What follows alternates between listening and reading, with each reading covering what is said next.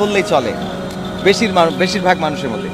হাজিরা শয়তানের প্রতীকী স্তম্ভে পাথর ছোড়ে, এটার পিছনের কারণটা কি? হজ করতে যেয়ে শয়তানকে পাথর মারে, শুনেছেন না ওয়াজে? কারণটা কি? হ্যাঁ,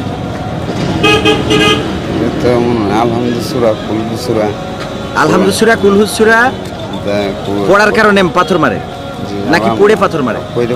পড়ে পাথর মারে। আপনি হজে গেছিলেন?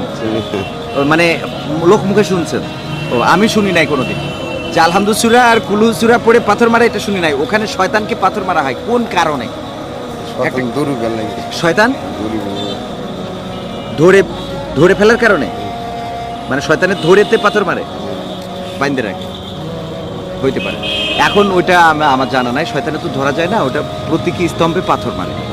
এর পিছনের কারণ হলো ইব্রাহিম আলাইহিসসালাম যখন ইসমাইল আলাইহিসসালামকে কুরবানি করার জন্য নিয়ে যাচ্ছিল, তখন শয়তান ধোঁকা দিচ্ছিল।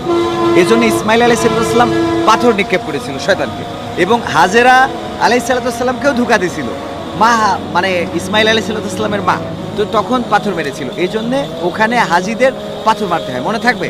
আপনি কালেমায়ে তৈয়বাটা পড়তে পারবেন? বলেন।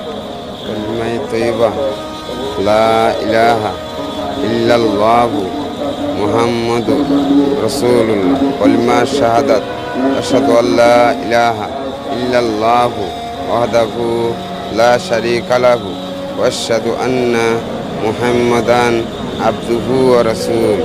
আলহামদুলিল্লাহ, আপনার এই কালেমা দুইটা হয়েছে, তবে আপনি সঠিক উত্তর পারেননি। তারপরে আপনার সংসারে মেম্বার বেশি, এজন্য আমরা একটা বড় পুরস্কার দিলাম, যেটা আপনাকে সপ্তাহখানিক চালিয়ে